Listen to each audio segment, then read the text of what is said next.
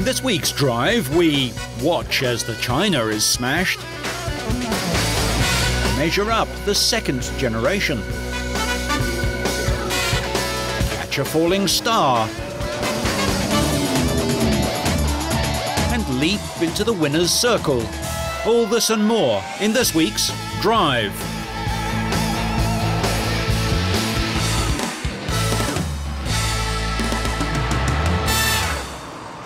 We start this week with the build-up to the fourth round of the World Cup of Motorsport, which headed down under to Sydney, Australia.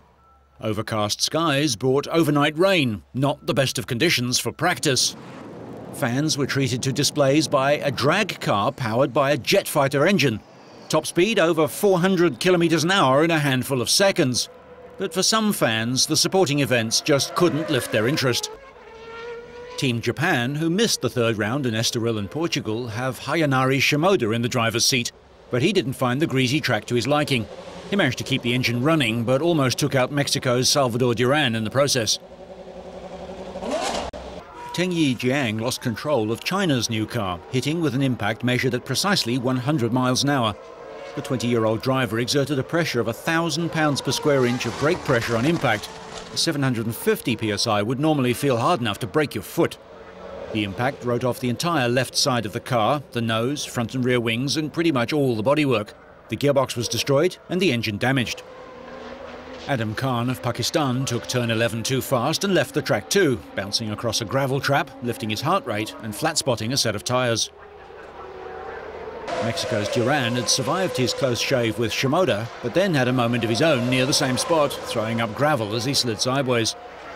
Fortunately for his team, Duran had already set the second fastest time in the opening session, and after this off, he returned to register the fifth quickest lap time.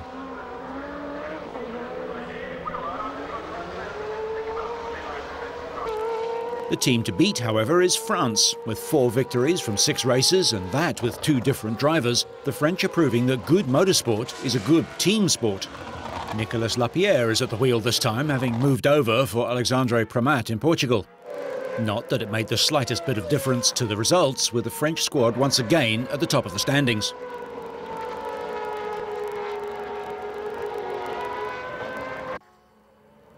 Almost half a second in arrears was Portugal's Alvaro Parente, who qualified second.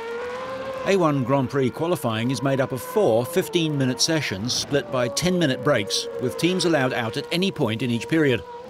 The aggregate of the best 2 flying laps set by each team determines grid positions for the first and shorter of the 2 championship races. Third fastest was Neil Yarni for Team Switzerland. Neil captured 2 second places at Estoril, but it was thought that he might be a little off the pace. He spent 2 days in bed suffering from the flu, but the young Swiss driver showed his determination, setting the 4th and 3rd quickest times in the morning and afternoon, a tenth of a second behind the Portuguese car.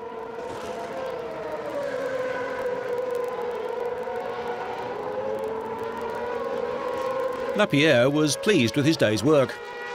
It was an excellent qualification for us. We obtained pole position. We kept some tyres fresh for tomorrow, so everything's looking really good. The team did some great work on a circuit which is difficult to tame, because it's quite bumpy, and I think we have a car which reacts well. Now we have to push for more tomorrow. Team Brazil are proving to be extremely quick everywhere the Grand Prix of Nations Series goes. Once again, Nelson Piquet Jr. showcased his smooth driving style to best advantage and recorded the 4th fastest time. British driver Robbie Kerr was 5th, and down in 21st, Basil Shaban of Lebanon. We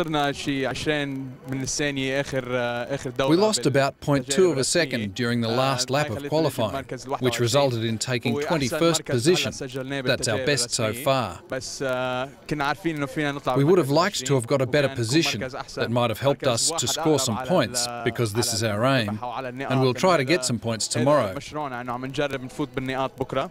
We saw what happened in Portugal, where we came 23rd in the first race and 11th in the second one. We hope to be lucky tomorrow, avoid accidents, and achieve better results in the 2 races.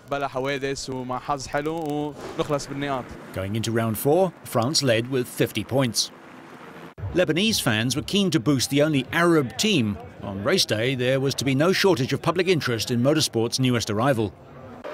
The A1 Grand Prix Series features identical cars, Lola chassis powered by 550 horsepower Zetec V8s, all running on Cooper tyres.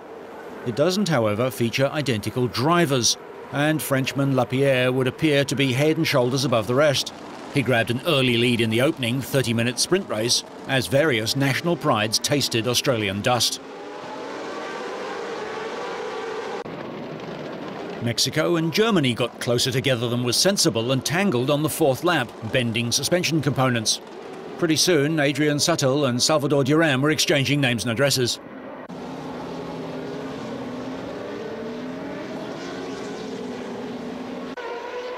Lapierre went on to win the opening round in a time of 30 minutes, 32.5 seconds.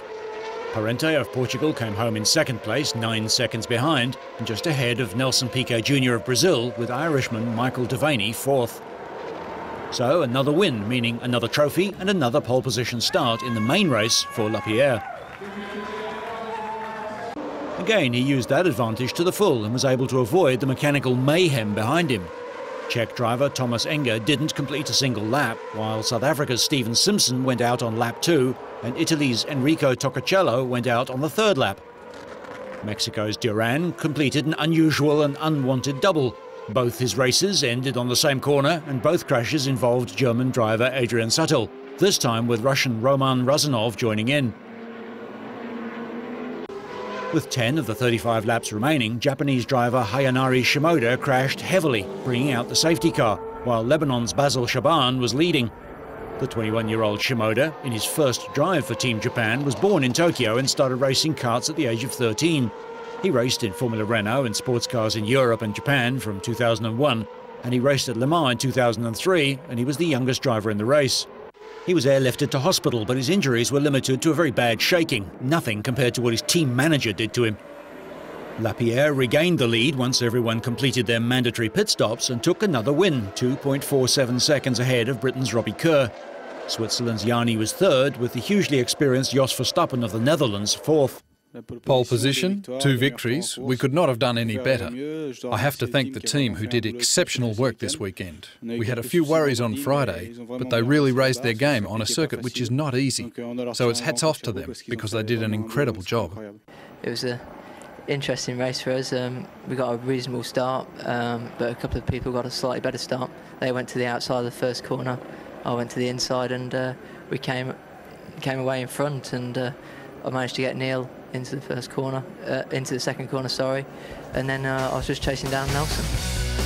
The result sees France extend their lead in the championship to 19 points. The team now have 71 points after 4 rounds. And round 5 is at the Sepang Grand Prix track in Malaysia.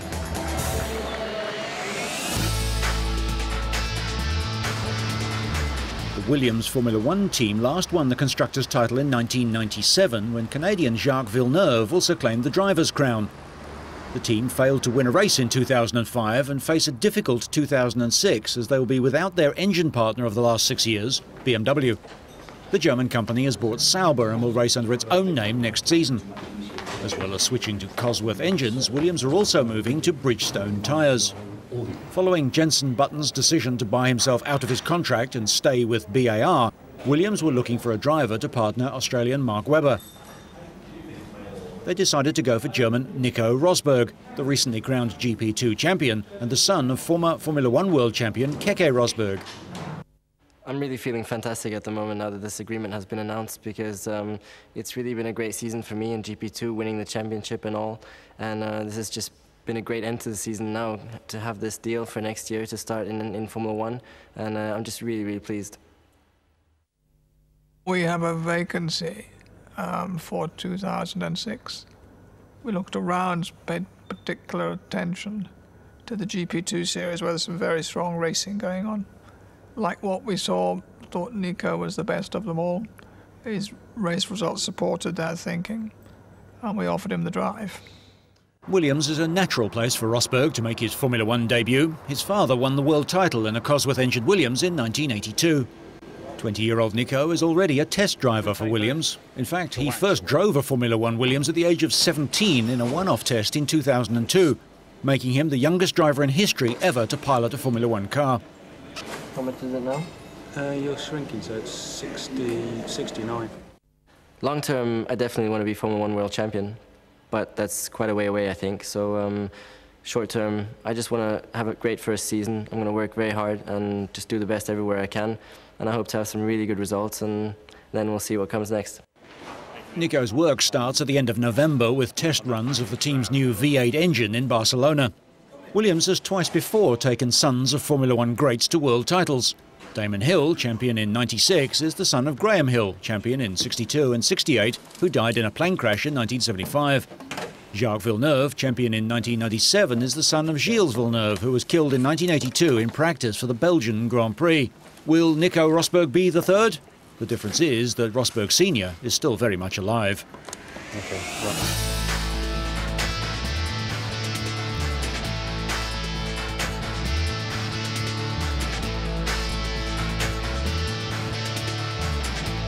A tornado spawned by Hurricane Cindy caused $45 million in damage, needing a huge reconstruction effort. But the Atlanta Motor Speedway was ready for NASCAR. Ryan Newman had his 6th successive Atlanta pole, paired with Carl Edwards as the green flag waved. Any hopes Rusty Wallace had of closing his career as champion were wiped out just 7 laps in, when he got caught in the wrong place at the wrong time. Mike Skinner apparently cut a tyre and hit the outside wall. He clipped Kevin LePage, who spun in front of Wallace. The 1989 series champion wound up 37th, 67 laps behind the eventual winner. On lap 123, Kurt Busch, the defending series champion, slammed into the wall in turn 4 during a desperate bid to get back to the pits after a tyre went flat. He retreated to his mobile home while the crew banged out the dents and replaced the front end of his Ford. Busch eventually got back on the track but finished 55 laps off the pace in 36th place. Busch, one of the contenders in the chase for the Nextel Cup. He had trouble here a year ago, lost an engine. He was just about to pit. 11 laps later, the yellow caution flags came out again when Casey Kane and Reed Sorensen collided. Sorensen, making his series debut, lost control and slid up the track, hitting the wall and getting turned around. Kane was right behind him and slammed into Sorensen's car, and the pair dragged along the wall nose to nose. Just can't come out for a while.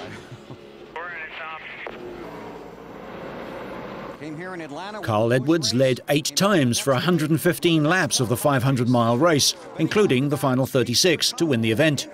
Edwards, in his first full season, lost a lead of more than 6 seconds when the last of 9 caution flags waved for debris.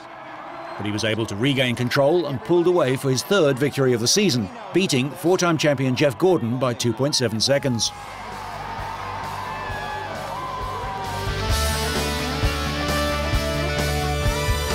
Going into the final round of the MotoGP season, everyone was wondering whether the only man ever to win the title, Valentino Rossi, could claim a record-equalling 12th race win this year to match the mark set by his mentor, Mick Doohan, in 1997. However, the popular Italian, who's been on the podium in 15 of this season's 16 races, faces serious opposition from Marco Melandri and Nicky Hayden, who are fighting for the runner-up position in the championship.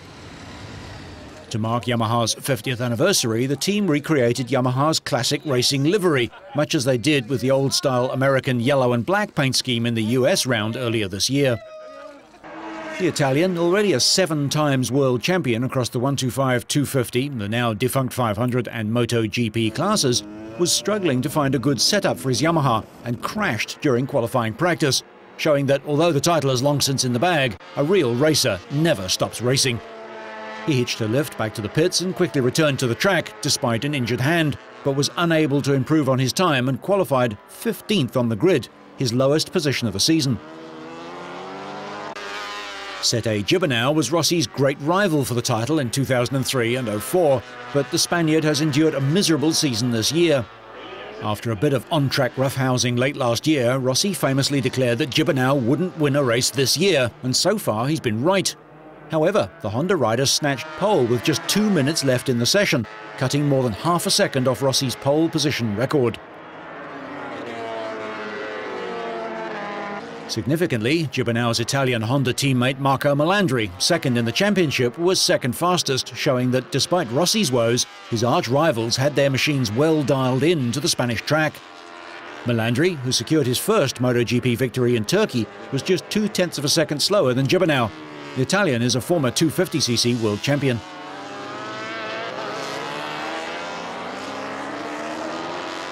American Nicky Hayden, duelling with Melandri for the runners-up spot in the championship, completed the front row of the grid with a time just over 0.1 of a second slower than Melandri's. Spain's Carlos Checa continued his impressive end-of-season form with fourth fastest time for Ducati, ahead of Honda rider Max Biaggi of Italy and Rossi's American teammate Colin Edwards. Gibernau was upbeat about his performance, had high hopes for race day, and was defensive about his lack of results. The thing is, everything looks to be very bad this year. Everyone talks about how bad a year it's been, but on the other hand, I want to see the things like complete different. From my side, I've been faster than ever. We have been very fast, maybe the fastest in the championship, but we haven't been able to conclude the races where we should have. One time bad luck, another time myself, another time whatever. And that's a pity, because at the end of the day, it looks like everything's bad, but we have been very fast. In the 250cc category, world champion Daniel Pedrosa took pole position, 1/4 of a second ahead of fellow Spaniard Hector Barbera. San Marino's Alex De Angelis was third. Next year, Pedrosa moves up to the MotoGP class with Honda. The 20-year-old has won 3 world titles in a row in the 125 and 250 categories. In the MotoGP race, Melandri got off to a flying start and beat fellow Honda rider Hayden into the first bend, while Gibernau dropped back to third. He stayed with the leading pair for 3 laps, but ended a frustrating season with another disappointment when his Honda's usually reliable V5 engine blew up and Sette's jinxed year ended in another retirement and no points. He ends the year 7th in the championship. Rossi, who had only started lower on the grid once in his previous 156 race starts, in his second 125cc race in the Indonesian Grand Prix in '96, charged into third place, but struggled to catch the leading pair and finished 3 seconds adrift of Hayden. The American made a bid for victory on the final corner, but Melandri closed the door and held on to win his second race in a row. Melandri's victory meant that Rossi failed in his attempt to equal Mick Doohan's record of 12 race wins in a season.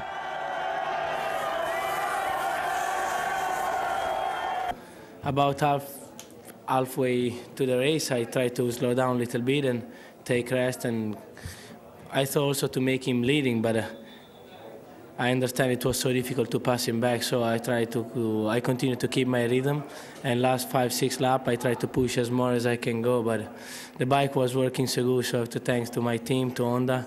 The Michelin was so good, I have to say thanks to my technique, because I didn't ride a long time with the tire during the practice, so I'm pretty happy, and it's difficult to explain my emotion at the moment.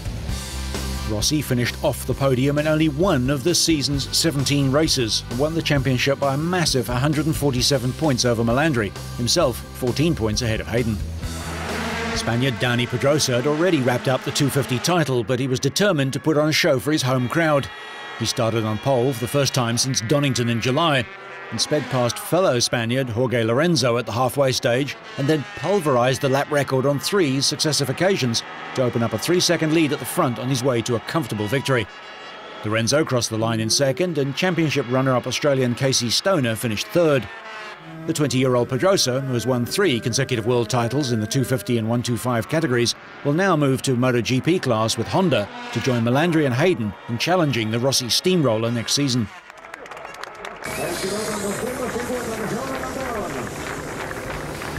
Pedrosa won 8 races in defence of his title this year, 1 more than last year, and he now moves to the Premier class. There was at least something still to ride for when the 125cc riders lined up for the start of their race. The World Championship title was still up for grabs, with Switzerland's Thomas Luthi and Mika Kallio of Finland fighting it out. Ultimately, Luthi, who started with a points advantage, did enough to ensure that he became the first Swiss rider since Luigi Taveri in 1966 to win the 125cc world title. Kallio, the only rider who could have deprived the Swiss of the title, won the race with a daring overtaking manoeuvre on the last lap, but Luthi's 9th place was enough to secure him the championship by a margin of 5 points. Hungarian Gabor Talmaxi finished the race second and came third in the championship. Italy's Mattia Passini crossed the line third and also ended the year third. There was some consolation for Kallio and Talmaxi as the KTM team took the Manufacturers' World Championship. Next year's season starts back in Spain at the end of March.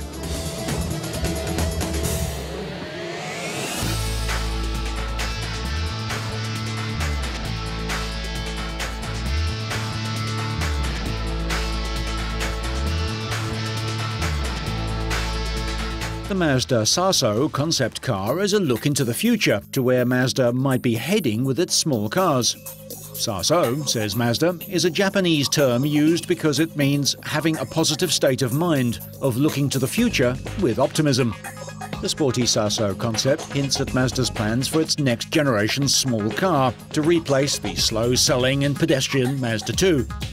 A three-door hatchback designed at Mazda's European Centre near Frankfurt, it was conceived with young, first-time buyers in mind. Though German-built, Mazda's design teams in California and Yokohama in Japan had input, and it includes several Japanese cultural idioms.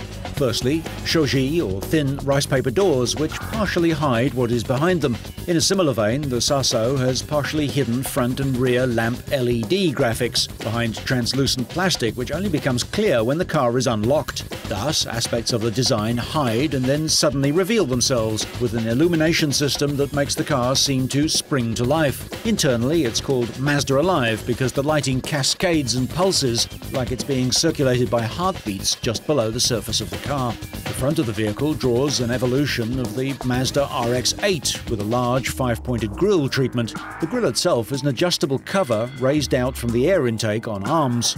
This grille cover can move in and out electronically, adjusted according to vehicle speed, outside temperature and cooling system temperature. This optimizes the airflow to match the cooling system requirements and also aids the aerodynamics of the vehicle. The Sasso looks shaped by the wind, with low-resistance mirrors and door handles which rotate outwards when touched, but retract into the door when not needed. Combined with aerodynamic techniques to lower drag, the design indicates the potential of the Mazda B car to meet strict European CO2 emission regulations in the future. Techies and Generation Y drivers will love Mazda's use of a USB port for a stick key, rather than a conventional ignition system. The key stores details on favourite cabin settings as well as music. According to interior designer Michael Loya, the USB stick key idea came about as a result of targeting younger drivers. The Sasso has its own hard disk drive, security code recognition and entertainment software for owners, including a navigation system that can be downloaded onto the vehicle's USB stick key. The owner downloads a choice of music and directions to favourite destinations using the stick key on a home computer or laptop. When it's inserted into the Sasso's USB interface, it automatically downloads into the car's hard drive. In addition, the rear area of the cabin is designed to accommodate just one person, but the seat can be expanded by a compressed air system to take another.